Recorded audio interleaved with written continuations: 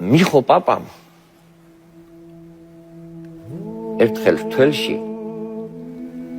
დაპატიჟა ქართველები იმერლები გურულები მეგრელები რაჭველები დაიპატიჟა პაპამ თველში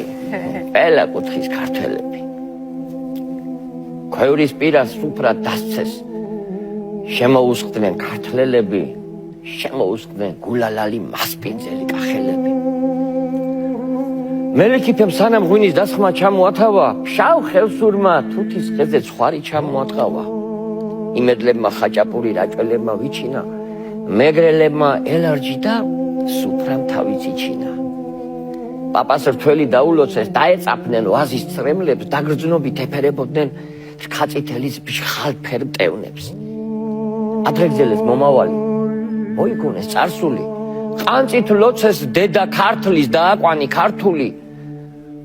მოიგონეს მამლუქება დაყიდული მონები ქართლის ფარად აღმართული არაგველი ლომები ადრიგძელეს იმიერი ადრიგძელეს ამიერი კახელები ჩეზარხოშდნენ მოსცხეს მრავალი ჟამიერი გურულებმა კრიბანჭულით სუფრას თავბრუ ახვიეს მეგრელებმა დიდოუ ნანამ გოსნის ენით აფრქვიეს ქართველების ლხენა მღერა